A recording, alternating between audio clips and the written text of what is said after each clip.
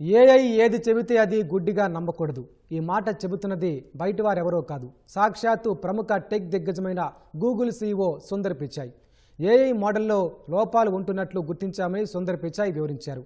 ప్రశ్నలకు సమాధానం రాబట్టడం దగ్గర నుంచి సాఫ్ట్వేర్ కోడ్ ఎలా రాయాలి అనే విషయాల వరకు ఏఐపైనే ఆధారపడుతున్న ఈ రోజుల్లో కృత్రిమ మేధ అంత సేఫ్ కాదని ఇప్పటికే చాలామంది టెక్ నిపుణులు అభిప్రాయపడ్డారు. ఈ నేపథ్యంలో సుందర్ పిచాయ్ కూడా ఏఐ టూల్స్ పై ఆందోళన వ్యక్తం చేయడం ప్రాధాన్యం సంతరించుకుంది.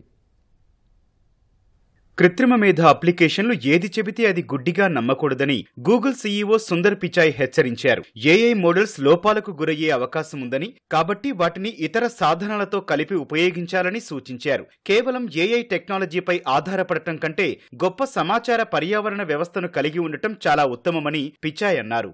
అందుకే ప్రజలు గూగుల్ సెర్చ్ను వినియోగిస్తారని, ఖచ్చితమైన సమాచారాన్ని అందించేందుకు అనేక ఇతర ప్రోడక్టులు అందుబాటులో ఉన్నాయని వివరించారు. ఏఐ సాధనాలు చాలా ఉపయోగపడతాయని, ఏదైనా సృజనాత్మకంగా రాసేందుకు ఏఐను వాడుకోవడం ఖచ్చితంగా తెలియాలని, అయితే అవి చెప్పిన వల్ల గుడ్డిగా నమ్మవద్దని చెప్పారు. ఏఐ ద్వారా సాధ్యమైనంత వరకు ఖచ్చితమైన సమాచారాన్ని ఇచ్చేందుకు చాలా ప్రయత్నిస్తున్నామన్న గూగుల్ సీఈఓ అయినప్పటికీ ప్రస్తుత సాంకేతికతలో కొన్ని లోపాలు ఉంటున్నట్లు తెలిపారు. మీడియా దిగ్గజం బీబీసీకిచ్చిన ఇంటర్వ్యూలో ఏఐ గురించి సుందర్ పిచాయ్ తన అభిప్రాయాలని పంచుకున్నారు. ఏఐతో పాటు ఏఐ భద్రతలోనూ పెట్టుబడులను గూగుల్ పెంచిందని పిచాయ్ తెలిపారు. ఏఐ వంటి శక్తివంతమైన సాంకేతికతపై ఒకే సంస్థ గుత్తాధిపత్యం కలిగి ఉండి అందరూ దాన్నే ఉపయోగించాల్సి వస్తే అది ఆందోళనకరమని సుందర్ వ్యాఖ్యానించారు. కానీ ప్రస్తుతం మానవాళి దానికి చాలా దూరంగా ఉందన్నారు.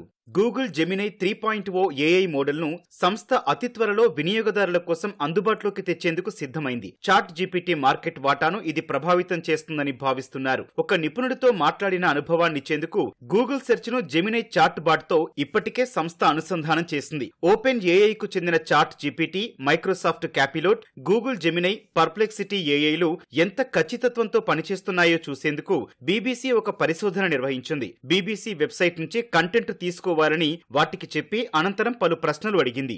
ఏఐ సాధనాలిచ్చిన సమాధానాల్లో తప్పులు ఉన్నట్లు గుర్తించింది.